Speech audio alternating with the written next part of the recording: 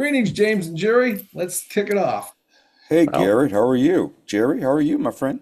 good, good to Good. see you both. Thanks, Garrett, for putting this together and inviting me to host this. And I'm very honored to do that and introduce you guys to James. James and I go way back. I'm a fractional business development. I got about 25 years in sales and business development. Some of that with some of the monolith companies, and some of that with startups, cutting edge startups, and that's really where I prefer to stay. And just here over the last year, I've decided to remain as a independent fractional biz dev guy and really focus on the small guys and the guys that are really bringing solutions to the table. I see a lot of companies that are, still spending billions of dollars with those monoliths, and they're still getting hacked. They're still And having let me give a problems. shout out to Jerry. Jerry is that guy that actually listens and all that because you guys startups up there, you guys with the 10 patents, you need a Jerry. You need Jerry that actually listens to people. He's good. Well, Okay. thank I you had to for give that, you a shout Garrett. out. Yeah. I'm passionate about really about protecting critical infrastructures, manufacturing assets, U.S. manufacturing assets, and our intellectual property. And I'm passionate about helping our veterans as well. So try to, align them with customers that need help. And that's what I'm doing with my life these days. So plan to do that for a while. So would love to connect you folks with some of the solutions I have. And but let me just kick this off. Let's start with James. James, why don't you give us a little background on yourself and what do you do? Who you are? Who are you? Well, I'm James Sayles, and I am the author of the Principles of AI Governance and Model Risk Management. And I have about 25 years of experience in the business, ranging from chief risk officer to coffee. I go get coffee every now and then. So I've had the opportunity to do regulatory compliance and GRC stuff. And so, like I said, been around a long time. And my wife had this crazy idea of starting an AI company probably 15 years ago. And I fell in love with it. And so I kind of went from the GRC guy and kind of started mastering things around all things governance from an AI perspective. And so I started writing books and blogs and technical papers and white papers and things like that just to educate the industry and to be that thought leader within the industry. So it's important for me to not only, practice the business of AI governance and model risk management in my day to day, but obviously to continue to be that thought leader in the industry. And so Jerry and I go way back a long time, and where I was the vice president of BuyingView. Many of you remember BuyingView back in the day from a security perspective, but we sold to Symantec. And so from there, I started, did some work at Big Four for Deloitte, and obviously worked at many other large companies. I've consulted for many healthcare companies, Fortune healthcare companies. So been around a long time. And so I've done quite a bit of healthcare and financial services, obviously in the modeling business. And so just kind of brought that over to my skill set. Now, most recently, I worked for IBM, where I was in their data and expert labs division, where I worked quite a bit on the GRC modules within Open Pages, but also from a model risk governance and basically a Watson.gov and Watson.ai practice as well.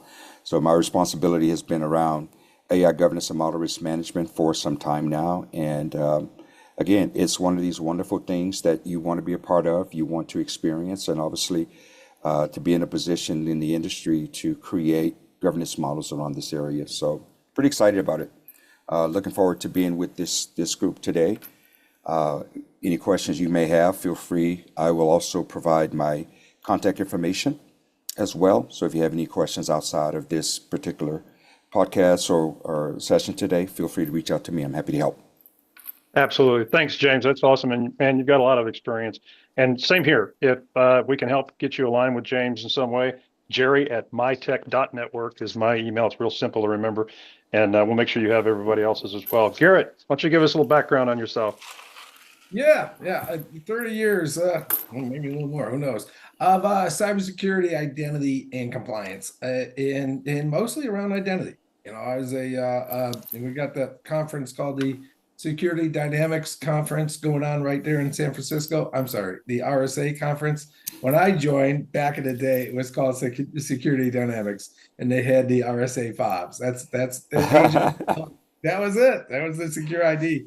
But that was fun because I learned a lot about two-factor at RSA, and then I learned a lot about SSO, and that's from the two of this. I combined it to create the first two-factor IDP called Secure Auth.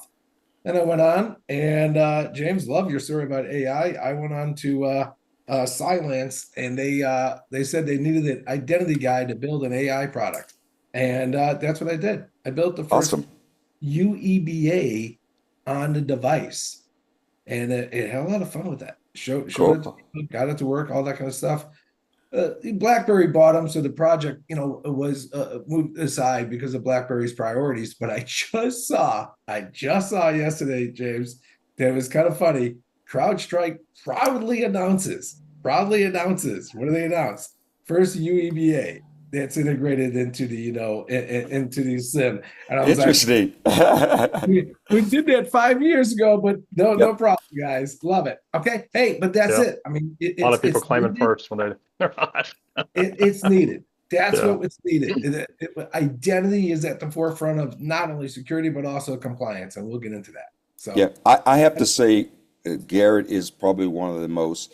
I mean, I have such a huge amount of respect and honor for Garrett because he's the first person that says, I read the entire book, right? No one's come to me and said they read the entire book but Garrett. So thank you, my friend, for reading the entire book.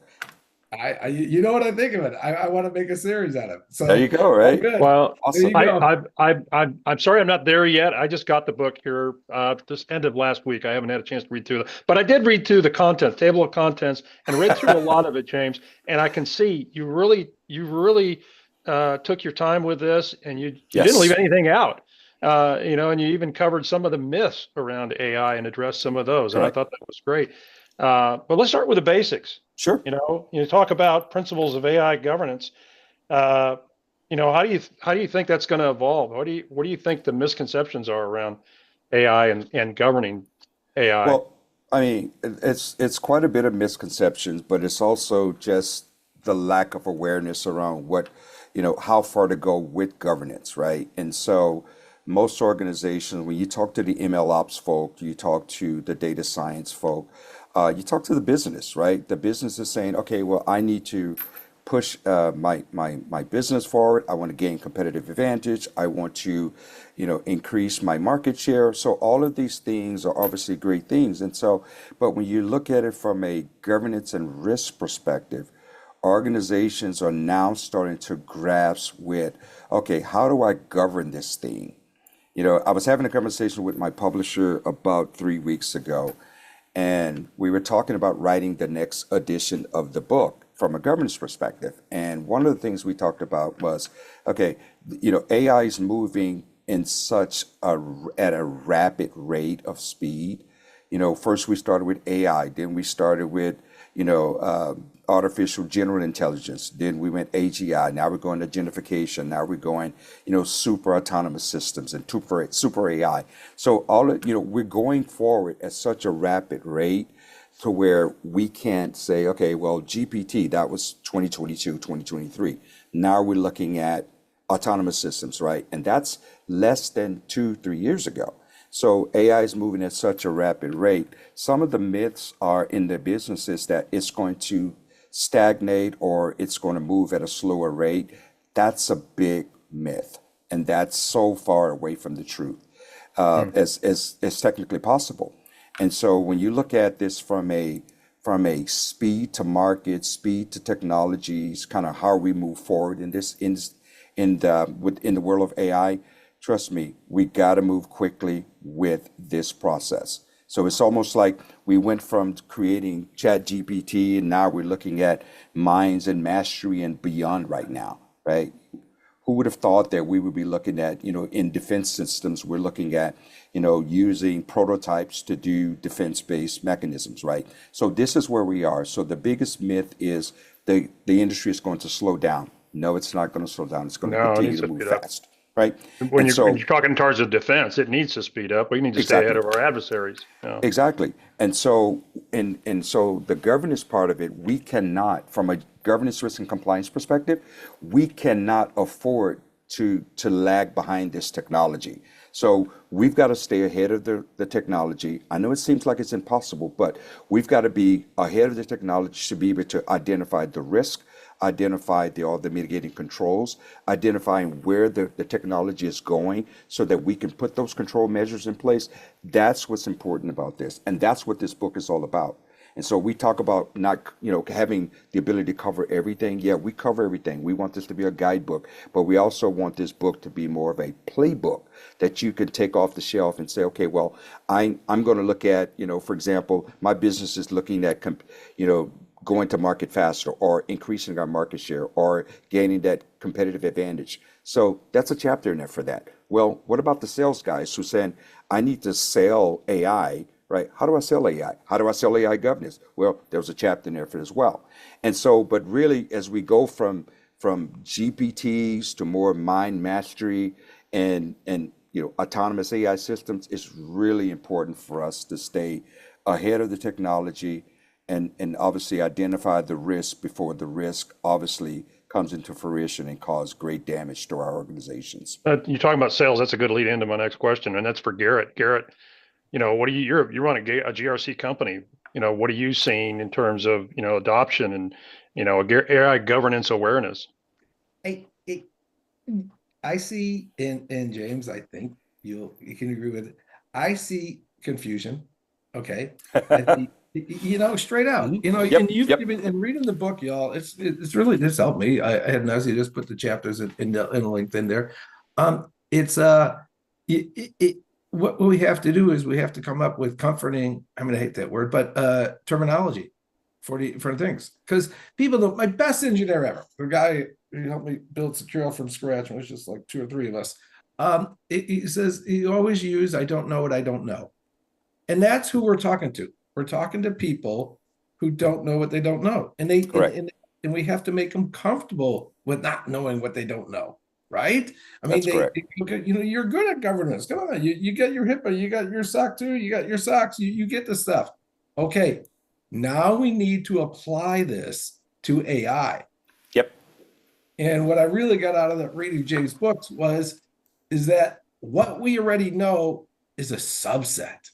It's a subset of what we need for AI GRC. Great. Because when we do standard, GRC, it is. That's what UFS does all day long. I do principal of least privilege. I Hmm. ensure people only have access to the data they should in the resources, right? Okay, take that. Principal of least privilege, fairly important. Got to make sure that who has access to the data, who has access to the algorithms, who have access to the modifications. Principal of least privilege relevant. But what James is saying to us is, hold it. That level of GRC is a subset because we have That's to correct. also understand what the algorithm's doing, right? What is not just Garrett, what group had the data, what the hell is the data, That's right? correct. Is the data so narrow that it's going to skew our models, right? Or if people, poison the data. This is Yep. what AI governance is a superset of regular IT governance. Well, So I would say it, the it's answer, curious it people don't know what they don't know. yeah, exactly. And the other thing there, Jerry, is when you look at AI and you look at the business of AI, it's a whole different risk landscape, right? My taxonomy, I may be able to take my KRIs and calculate my risk similarly, but when I start looking at the actual risks themselves, it's a whole different set of risk, right? Typically, when we talk about cyber, we think about, risk as in, data exfiltration. Well, that's the same level of risk, in AI, but I'm also looking at my ability to capture my risk related to drift, model hallucination, right? As I look at things like, am I going to, my model is going to hallucinate because I haven't done the right amount of data pre-processing, right? Or because I've done a really, really poor job of acquiring that data. Am I going to have a model that's going to more than likely get me, in some type of litigation because I've created a bias issue? So the risks are different. And so the most important thing in that aspect is how do you define those metrics in the beginning and then you tie those back to risk, then you tie those back to control, then you tie it back to policy. And then after you do all of that, you actually create a universal AI risk management framework that actually works for all, right? And so then that's the other thing. Where do we go? From a governance standpoint, what frameworks that are out there? Well, the United States created a guideline, right? We've got some NIST AI RMFs that are out there, but the EU AI Act created a more descriptive or prescriptive process to be able to identify, rank, rate, and model those risk tiers within AI. And then you have organizations that are out there that might be in the process of adapting. And so for an organization that's looking at my ability to manage my risk of AI, where do I start, right? And so it's important to start with a baseline framework and build off of that so that you build a unified compliance model for your Yeah, so AI you've already models. covered a little bit of my next question was your books talked about Yep. principles of risk governance, Mhm. and so I guess if you want to expand a little more, how do those principles apply or need to evolve in the context of AI, right? And I think you talked a Yes. little bit about that. Feel free to jump on that a little bit more, but and then Garrett, my next question from that, if you want to go right into your answer, these privileges seem to correspond with classic GRC principles of least privilege. Sure. And so Yeah. I'd love you to comment on that after James may expand on. And James showed us a slide yesterday, which was pretty cool. He had Yeah. the and then they had the EU and all the mappings. Let me show And that to you. I'm going to share that with you guys. Yeah, So dude. you rock, yeah, I'm going to yeah, do that, right? yeah. So I'm Because going to you all can see because we all do our mappings, we all do our NIST, CSF to ISO to SOC and all this. This is what Jerry's done for us. yeah. So listen, I'm going to put this thing in motion here for a second, right? So when I consult with organizations, when I talk to organizations about where do I start, right? Well, I typically like to feed off of cybersecurity, right? We know that NIST 2.0, CSF, or you may have NIST 800.53, regardless of what you have from a NIST perspective. And so I think NIST did a very decent job at creating an AI risk management framework. And so the organization that is utilizing NIST-based, a NIST cybersecurity baseline, that's a great start. And so if you look at this particular slide here, I'm basically having my clients or the organizations that I've worked with, I said, okay, well, here, create that baseline. NIST AI RMF, that's a great baseline. I can crosswalk that to NIST CSF. And so now I've got a good, decent baseline. But how do I how do I manage all my other compliance requirements that's coming in from other geographies, other countries? If I'm a global organization, how do I bring that into a common framework or a unified framework that I can kind of manage, create this universal model? So the next step here is how do I tie that into, I'm a global organization, so I'm going to tie it into ISO 42001. So now I get my contextualization of my processes mapped to my NIST risk management. I can identify my risk now. And so the other component of that is we're saying, okay, the EU AI Act was very prescriptive. So the EU AI Act gave us the ability to not only identify my processes, but also to be able to rank, rate, and codify my AI models based on the risk that it provides, based on the structure of those models, and what they do for my business. So we go from anything from a model that is strictly prohibited because it's obviously creating some type of manipulation or is creating, by default is pulling in PII or some other prohibitive information, or it's obviously, allowing, a particular organization to have fraudulent type models within the environment. So those are prohibited. So now we have the ability to to codify, categorize, and rank these models, right? And so the other thing that we look at this is what is that life cycle management process, right? And so, this is an AI model development lifecycle framework that I love this model, right? And so the biggest issue that we're finding here is that organizations really don't know with their models what models they have in their environment. And so when we look at things like model facts, right, or model cue cards, most organizations call them. And so I need to know everything about those models in my environment at all time, right? And so if I don't know my model facts, how do I apply that to a framework? If I don't know my model facts, how do I categorize the risk associated with that? And so when we talked about the identifying the risk and the metrics and the KPIs and the KRIs and the KCIs that are out there, I mean, again, this process, if you don't, we need to be talking de-risking by design. We need to be talking cybersecurity by design. We need to be talking data governance by design.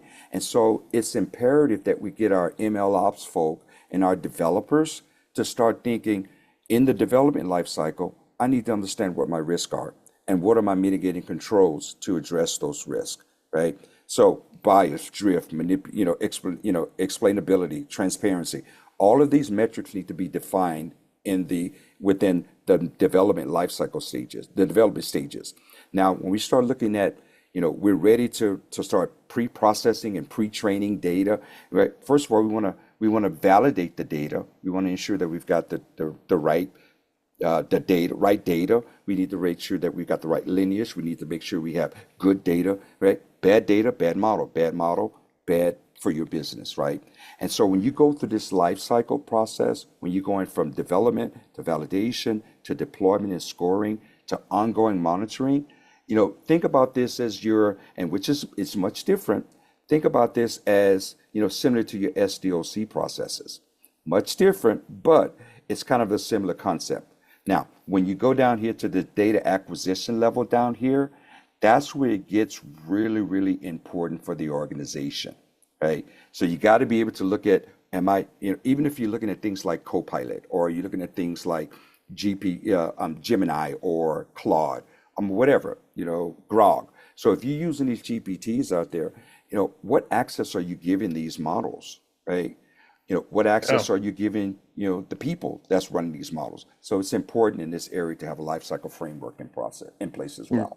Yeah. Yeah. Garrett, you want to touch on that in terms of least privilege? No, exactly. Because what these slides and what James' book broke down is the steps you have to creating and utilizing AI. And it all comes down to privilege and access. And if you can't quantify that, you're not governed. That's great. And let's take one step back on the concept of governance, because I took last year to really analyze governance and got some certifications and all that. Too many people look at governance as, okay, that's the department that, what do? They get those reports ready for the SOX audit, and that's all. Yep. And James can lecture us. That's not governance. Governance is actually, what are we building? Does it actually have business value? And anti-business value is doing things that gets us sued. Yep. I'm sure you can articulate that better, James, but that's the way I look at it. Good governance is business value, and bad governance is you're just doing things that are inappropriate and wrong and misguided. Garrett, we want to push the business forward. We want the business to be more. I mean, obviously, we don't go out and say, well, every business needs to be AI first, right? But we want to push the business forward. But we have to do that in a responsible manner, right? And so, which leads me to, what are my responsible AI governance principles? Right? So you got to have these principles in place, right? You got to have the right governance and oversight model in place. You got to say, okay, well, we got responsible and ethical use of AI systems. What about fairness and accountability, right? All of these things are important for us in this thing. So before we start talking about pushing the business, right, we need to start looking at what are our responsible AI principles. Right? And so we are moving so fast with things like the emerging AI forms, like AGI, super AI. By God, we're talking about humanoids, right? So these things require a stronger governance model than today's frameworks can actually provide us. Well, let's take a step back looking further. It's got to start with something else first. In your book, one prediction before we get off of that. Okay, watch where I'm going with this. Okay, because what James Brooks really did a good job is taking my mind and saying, okay, you have SDLC practices. Everyone is Yeah. calling those. Everyone's got a real good idea. And Jared, I have some fun with this. There's a use case, right? What's bad SDL practices? SolarWinds. Yeah, They could not quantify. They could not quantify for who sure, had access. They were for sure. not doing user access reviews. They're actually cited on that for saying that they weren't doing principal least privilege, even though they said it in the reports. Okay. What is the Garrett prediction on this? An AI DLC, right?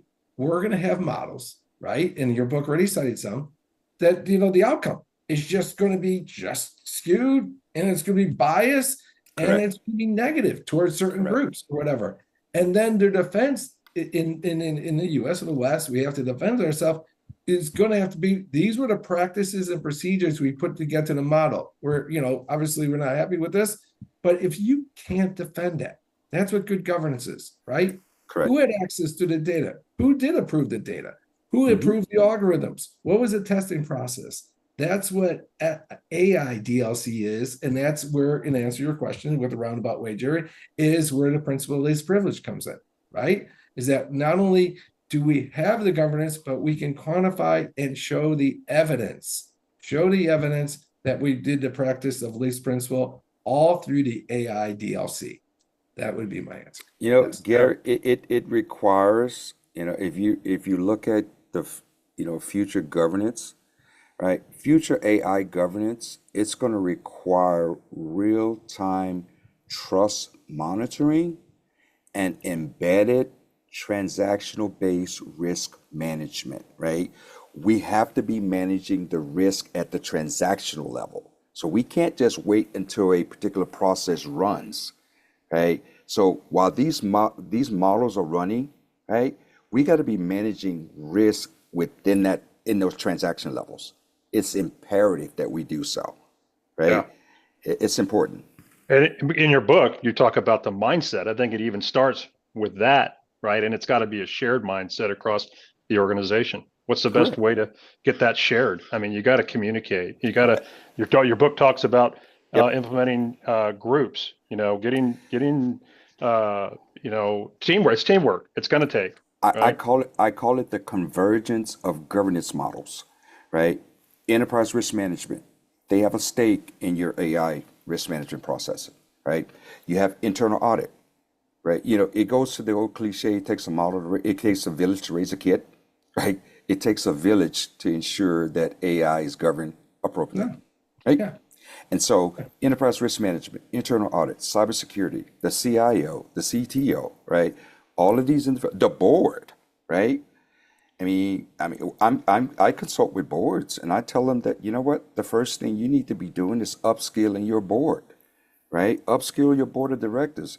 Now, we don't expect them to be ML ops folks and data science people, but they need to understand AI to a level to where they can say, well, guess what? I need to be given proper recommendation. I need to be given proper guidance and direction to my companies that I'm on the board for. I need to at least I need to understand some general concepts around AI so that I can effectively govern at the Let board me go on level. top of that, So James.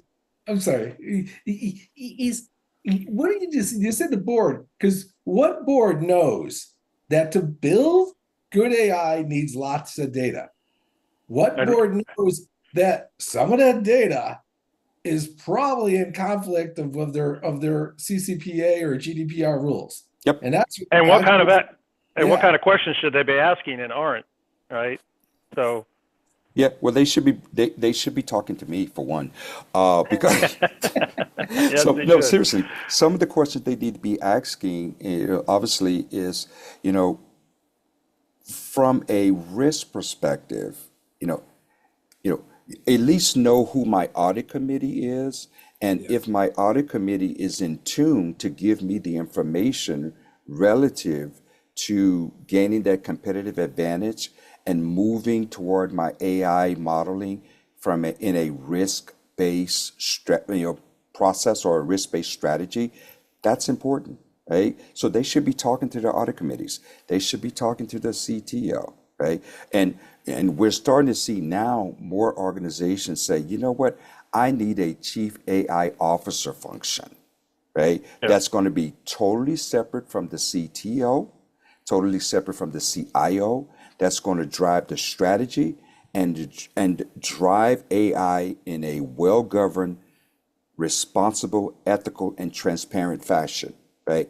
That's why the child position is now starting to become more, common across today's enterprises. Yeah. Even if you have to reach out to your trusted advisors and get someone on contract to help you with that, I think Exactly. that's highly suggest that. Yes. Let's talk about regulations for a minute. Mhm. Yeah, Those because frameworks let are me go before emerging. we go, Jerry, and All right, go that, ahead. Go ahead. yeah, is think about it, people. What's the biggest risk? And James does it right. Talks about risk. What's the biggest risk an IT department has? Data. Data. Okay. And what did Data. we just introduce in the last, well, in your wife's 15 years, most people in the last 5, 10 years, right? What did we just introduce into things? Massive data Data. ingest. Data. Not just minor, not just what's in your AD. I'm talking massive. I remember when we built Yes. models over at Silence and the models I built for this product. I did 3.7 million attestations and ran it through the models. That's Okay. correct. Yeah. That's So we're correct. taking massive amount of data into here. That's what I say the board doesn't know. The boards don't know. And one of the things AI is cool. It's like, okay, do you understand the concept that in AI, data builds algorithms rather than the other way around? Okay. So how do you make them accurate? By feeding massive amount of data. And that we've Yeah, just taken on a huge amount of risk. and Garrett, that's a great point because, you know, data governance is so important in this process, right? And again, we have to get out of this mindset of saying when we say data governance, someone says DLP or someone says data Right. classification, Right. right? That's right. It's Yeah. it's much more than that, guys. It's data cleansing, data rationalization, data monetization, right? It's pre-processing of data, tying the data back to its lineage, right? It's all of these things, right? How much data do we have? Do we have sufficient data to fuel our models, right? And if so, is it good data? And that's why models hallucinate. That's why they drift. It's because you have bad data, lack of data validation, lack of data pre-processing, and lack of data governance. It's important. Yeah. Let's talk about regulations for a minute. These frameworks are emerging. You got like NIST, AI RMF, EU AI Act, in over in the EU. Which one Mhm. of these, do you think offers the strongest foundation, James, Well, and what's still missing? yeah, I mean, I think, when you look at it from a prescriptive perspective, I think the EU AI Act has done a great job of saying you need to do X, Y, and Z, and this is why you need to do that. And so, and again, just, one correction there, Jerry, is that when you talk about the NIST AI RMF, these are mere guidelines, right? And so we need, from a global perspective, we need almost like a quote unquote a UN for AI, right? Some consortium that comes together that says, okay, here's the EU AI Act. We like it, it's prescriptive, but let's expound on that and let's create this quote unquote UN type of collaboration to where we can actually create laws that works globally for everyone, right? I mean, I'm actually doing, some stuff in CARICOM, which is part of the Caribbean nations, where we're talking about, okay, well, we're helping them to build their AI laws, right? That's something that we're doing in the next edition of the book, is helping these countries build their AI laws. But we're modeling that off of things like the EU AI Act, right? And so we need the industry or the global community to come up with a global set of rules that works for everyone. Now, we may have some minor variations out there, but we want to get to the point from a compliance perspective to where we can at least say, let's test once and let's comply to many, right? Or let's have some common regulations that are out there where, we don't want to create havoc in the industry, but we want to have some global coalition that's going to come for the better good of AI systems. That's what's important. Right. And I agree with you. They're guidelines, right? And Mm-hmm. you remember when we were at Bindview, we used to do those joint seminars Exactly. with Carl Levitt, the former That's SEC correct. chairman, the guy that wrote the book on SOX. And the first thing he'd say is compliance is about, whether you had a plan, documented the plan, and could prove you followed the plan, because the That's person who's going correct. to decide whether you were compliant is your mom and mine, and that's who's will be sitting on the jury. So, Yeah, with exactly. guidelines in mind, Garrett, how do you think enterprises will meet these guidelines? Since you today have automated access control for compliance like HIPAA, SOX, PCI, where do you think that's going? Well, yeah, I'm going to answer, and then I'm going to also answer the question to James. So right now, what UATest does is it automates the knowledge of who has access to what, and it certifies and says, hey, we have this, which obviously will be relevant to the AI process, since as we discussed in this call, is how much data is relevant to good AI. I mean, good data is relevant to this, and then obviously good data management. So that's where I see that's why I'm doing this webinar. That's why UATest wants to be in the front of talking about AI governance, because AI governance, a huge subset of AI governance is data governance. And that's where we live, is data governance is knowing who has access, who's modified, who had the rights, and thus follow it down the process. That comes down to what James talks about in his book, audit, right? Yes. So Right. what role does audit play? What part does audit play in AI governance, right? I have one question for James before we move on. So James, in your work with the Caribbean and the other ones around us, how much of their work is going to be like a superset of things like GDPR and CCPA? Do they imbibe a lot of that work, or how do they look at that? I mean, if you look at the EU AI Act and some of my European friends that may be on the call today, if you look at the EU AI Act, most of that is centered around the GDPR, right? Okay. And so, I mean, I think that as we start looking at these requirements globally, yeah, they will take shape and form from things like GDPR and CCPA, right? Because it's so imperative that we look at data from a privacy perspective, right? We look at data from a data governance perspective. And so that's what the GDPR is all about. That's what CCPA is all about. And so even if we start looking at things, as we start looking at things in CARICOM, obviously they don't have their version of a data privacy or a data protection type of regulations, but I still see them taking shape and form from things like GDPR. I mean, I think the GDPR done a heck of a job in giving us a good model for protecting the privacy and the rights of individuals as it relates to their personal identifiable information. Mm-hmm. Yeah. So, there's a lot of companies out there that are rushing forward, especially around Gen AI. Yep. What is your advice for those that feel like they're behind in governance? Where do you think they should start? Well, if you're not, if you don't have governance in place for Gen AI, you're already behind the ball, right? And so, because, the business is now looking at, Gen AI, and they said, okay, well, we want more. And, you look at the GPTs that are out there, and now, I see business saying, oh, well, this was great, right? And you mean we're making our people smarter now? And so now when you start looking at industries, for example, you look at healthcare, right? Who would have thought that we would have, nurses, humanoid nurses roaming the hallways of hospitals, dispensing patient medication? We're there, guys. This is not tomorrow's technology. This is the now, right? And so likewise with other industries, you look at the automotive industry. I mean, I have a BMW, my car drives by itself. I love it, right? No. And so Yeah. it's more than just Gen AI now.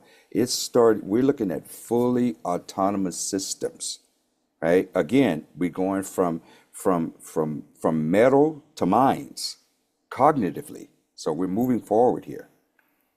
And even before AI, we were continuously under attack, and it's going to get worse. And they're going to use AI to attack us, right? So what do you think 2 to 3 years out, James? What do you think a healthy AI governance program looks like? where should companies be? One that looks at here. Let me share one more thing here. Right? Let me share this, right? And I'll make this really quick. But when you look at this is what AI governance should look like in its completed form, right? Every organization should be looking at creating kind of this here, right? And so this gives you these AI governance stages. You need to have a complete AI governance model that gives you trustworthiness, responsibility, ethical, fairness, explainability, transparent, but you also need to have things like a complete workflow, set of processes, set of standards, identify the risks, the metrics, the KPIs, the KCIs. This is what that governance model should look like going forward. Yeah, that's great. Now that's a good image. We're going to be Yeah. sharing that on the LinkedIn page. So So that's Garrett, why don't you go ahead and my next question for you, where do you see it in 2 to 3 years? Yeah, I love James because James goes straight out. Hey, GDPR is good. All this is good. I like, guys. Let's just think of, and I always think of my favorite Texan down there, Cynthia Stamer. She's a defense lawyer, and she defends enterprises that get sued. And she has this slide that I used because she was presenting. Then I had a webinar, and she looked at everyone in the room, and it's a bunch of CIOs, CISOs, 8 o'clock at night, everyone's a bit tired. And she looks up and goes, I can't defend you guys. I just can't defend you. Okay. You don't have the evidence. You don't have the evidence that you're doing the work. And that's why I bring the SolarWinds. I mean, we know they were doing the work. Okay, come on. We're all IT guys. Everyone's working. Everyone's got these damn things in front of us 12 hours a day. We're all working. Yep. But James can tell you what's relevant now is you have the evidence that you're doing work.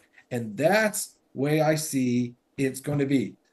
Yes, it's great that the wonderful people at NIST, and I'm a fan of NIST. I actually presented them once when I created the first two-factor SSO, and they were really, really cool. They were asking me how it worked, what its value was, blah, blah, blah. And so then they come up with their frameworks, and they come up with their ideas. Okay, guys, who likes frameworks? Who really likes frameworks is then the guys who make the laws. Yep. Right? And GDPR has some pretty nasty, laws and fines and penalties, right, James? Yep. And we could talk about this on a whole nother topic, but right now it's time to wrap it up, guys. Let's, I guess let's leave it with this: if you had to give one hard truth today to today's GRC professionals and CISOs about the future of AI, what can we leave them with? I would say, upskilling the organization, understanding the risk in depth, and obviously looking at your AI processes and ensuring that the entire organization that has, create this stakeholder map and ensure that everybody in the organization that has a stake in this thing is going to allow you to have a transparent and secure AI model, AI systems. Yeah. Yep. Great stuff. Thoughts from you, Tess, Garrett? Well, thoughts as you test is first of all, let's help you out with your SDLC, which is also then becomes your AI DLC, which is basically principle of least privilege. So I just put the way to contact us, and we automate, as Jerry effectively said, automate your access reviews, automate your process of principle of least privilege, so you can show it, so you can have evidence. That's what I'd like to leave. Yes. Perfect. Awesome. Yep. And we'd love to show that. So reach out, folks. Thanks for taking the time today. Any closing thoughts, Garrett? You want to close this out, or? No, I would go with a big hearty thanks to James to letting us do this. Absolutely. And great Most job, welcome. Jerry. And we'll have to have you guys both for more Audit Tuesdays. All right. Thanks, guys. Thank Take you, care. guys.